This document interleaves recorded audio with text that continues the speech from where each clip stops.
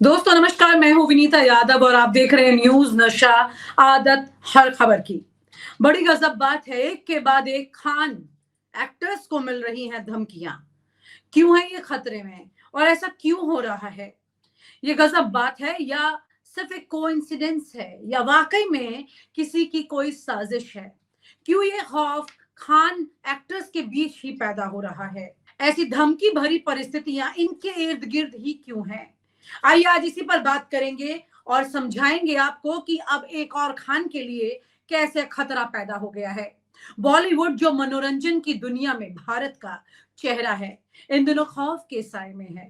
तीन बड़े खान सलमान खान, सैफ अली खान और शाहरुख खान एक के बाद एक गंभीर खतरों का अब सामना कर रहे हैं। ये घटनाएं न केवल उनके व्यक्तिगत सुरक्षा बल्कि फिल्म इंडस्ट्री की स्थिरता और भारतीय समाज के सामंजस्य पर भी सवाल खड़ा कर रही है। आखिर ये सब हो क्या रहा है? बॉलीवुड के दबंग खान सलमान खान को गैंगस्टर लॉरेंस बिश्नोई से लगातार धमकियां मिली।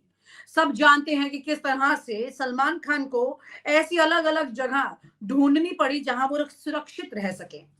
बिश्नोई ने सार्वजनिक रूप से कह दिया था कि उनका मुख्य लक्ष्य सलमान खान को नुकसान पहुंचाना है। ये धमकी उनके पुराने विवाद से जुड़ी है, जो 1998 के काले हिरण शिकार मामले से संबंधित है। सरकार ने इस खतरे को गंभीरता से लिया, सलमान खान की सुरक्षा को भी बढ़ा दिया, वाई प्लस श्रेणी को अपग्रेड कर दिया। अब उनके पास 24 घंटे प्रशिक्षित सुरक्षा कर्मी तैनात रहते हैं। लेकिन सलमान खान को यह सुरक्षा भी काफी नहीं लग रही है। वो लगातार ऐसी जगह तलाश रहे हैं जहां उन्हें शांति और सुरक्षा मिल सके।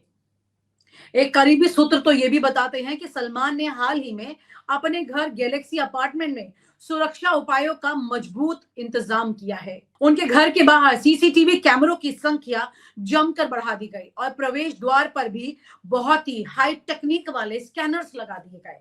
लेकिन वहीं पर अचानक क्या हो जाता है, जहां सलमान खान के यहाँ पर हाई टेक्निक के सीसीटीवी कैमरा लग रहे हैं, वहीं पता लगता है कि सैफ के घर में कोई घुस आया, सैफ पर हमला कर दिया। ये खबर आप सब लोग देख ही रहे हैं।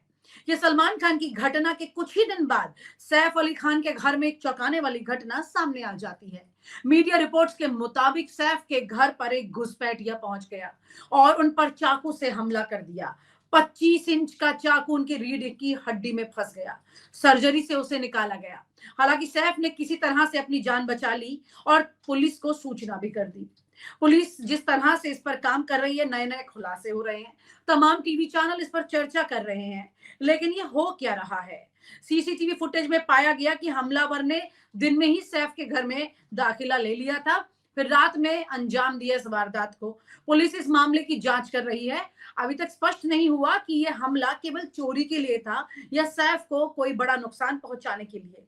इसके बाद अब शाहरुख खान की बारी आती है। शाहरुख खान के घर की रेकी की गई है। सलमान और सैफ के बाद अब शाहरुख के घर मन्नत की रेकी किए जाने की खबर आई है। शाहरुख खान के घर के बाहर संदिग्ध गतिविधियां देखी गई। सुरक्षा एजेंसियां इस मामले की जांच कर रही हैं और ये पता लगाने की कोशिश कर रही हैं कि क्या किसी बड़े षड्यंत्र का ये हिस्सा हो सकता है। शाहरुख खान भी अब इस पूरे सीक्वेंस को देखने के बाद अपने परिवार की सुरक्षा को लेकर काफी चिंतित है।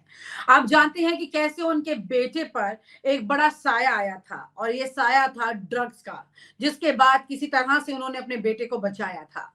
समीर वानखेड़े की बात तो आप जानते ही है, किस तरह से उन्होंने शाहरुख खान को इस पूरी परिस्थिति में बुरी तरह से घेर लिया था।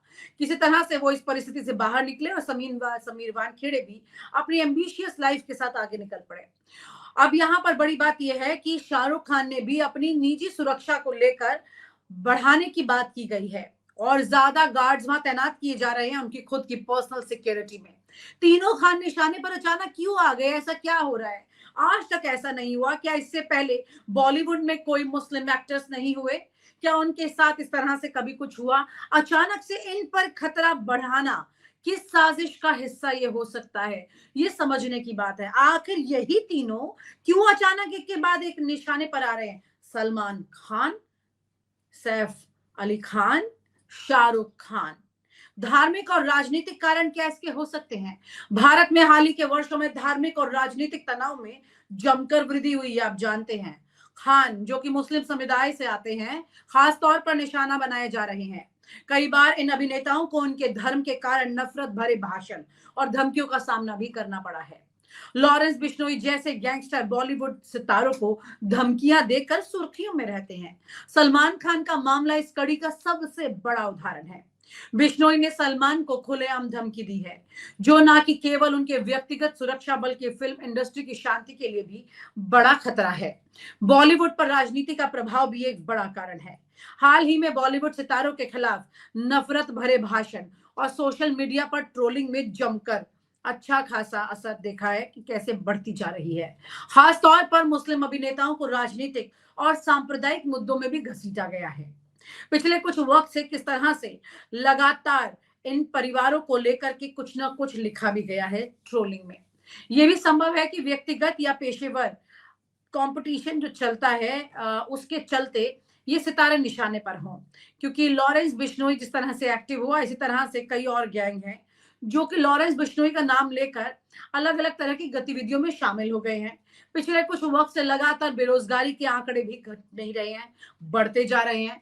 ऐसे में लगे हाथ हाथ साफ करने का इन तमाम तरह के बेरोजगारों को भी मौका मिल गया है। शायद बॉलीवुड में शक्तिशाली सितारे हमेशा से विवाद का केंद्र रहे, लेकिन इस तरह का विवाद पहली बार देखने को मिल रहा है। इन घटनाओं में न केवल खानों की सुरक्षा बल्कि पूरी फिल्म इंडस्ट्री को सुरक्षा के सवालों के घेरे में खड़ा कर दिया है। फिल्म इंडस्ट्री भारत की सॉफ्ट पावर का हिस्सा है, जो न केवल देश में बल्कि अंतरराष्ट्रीय स्तर पर भी भारतीय संस्कृति और भारतीय समाज का प्रतिनिधित्व करती है। लेकिन आज जब फिल्म इंडस्ट्री के सबसे बड़े नाम खतरे में है, तो सवाल उठता है कि क्या बॉलीवुड सुरक्षित है? आप जानते हैं कि दिल्ली में चुनाव में अरविंद केजरीवाल ने सैफ अली खान पर हुए हमले का जिक्र अपने भाषणों में किया, अपनी वोट बैंक के लिए भी किया, क्योंकि उनका वोट बैंक जो है वो इनसे प्रभावित हो सकता है। इस बात को लेकर सीधे सीधे मुस्लिम वोट बैंक पर और कोई बात ना सही, भले ही सैफ अली खान का जिक्र करके ही सही, लेकिन अरविंद केजरीवाल ने इस मौके को चूकने नहीं दिया। सलमान खान, सैफ अली खान और शाहरुख खान पर जिस तरह से लगातार ये खबरें सामने आ रही हैं, ये साबित कर रही हैं कि अब फिल्म इंडस्ट्री केवल एक मनोरंजन का साधन नहीं रह गया है, बल्कि इस देश में धर्म का भी हिस्सा बन गया है। भले ही एक्टर खुद को किसी धर्म से एक तरफ हुआ ना माने, लेकिन समाज का आज एक हिस्सा जिस तरह से राजनीतिकरण उसका हो चुका है, उसके बाद उसने इन तीनों को इस दलदल में बड़े तौर पर घसीट लिया है। और इन तीनों को जिस तरह से इस दलदल में घसीटा गया है, उसके बाद जो तस्वीरें सामने आ रही हैं वो आपके सामने हैं। आप जानते हैं कि तीनों खान स्टार्स जो हैं, तीनों ही, दो में तो आप जानते हैं शाहरुख खान और सैफ अली खान, दोनों ने ही हिंदू धर्म की महिला से शादी की है।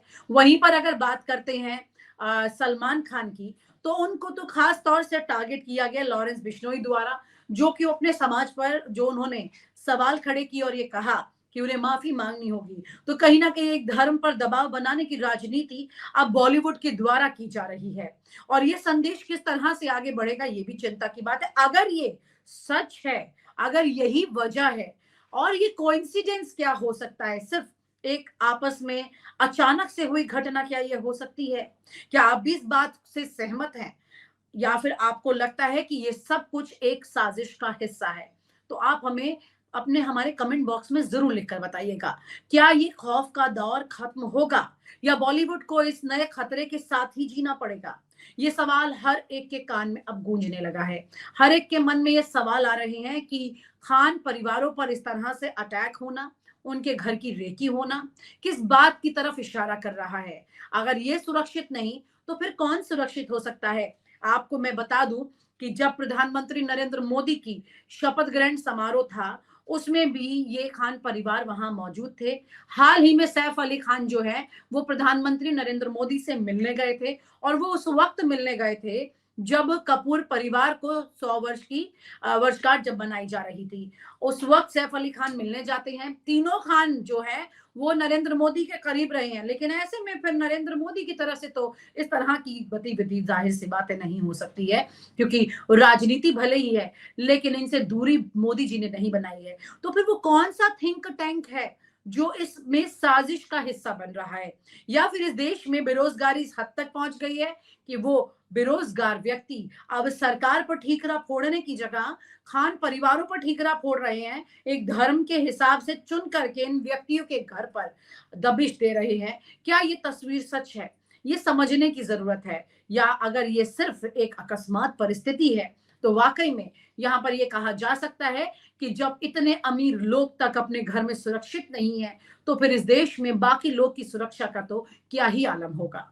और आप हमसे जुड़े रहने के लिए सब्सक्राइब करें YouTube पर, फॉलो करें Twitter पर और लाइक करें Facebook पर। और ज्यादा जानकारी के लिए आपको टाइप करना होगा सिर्फ न्यूज़ नशा।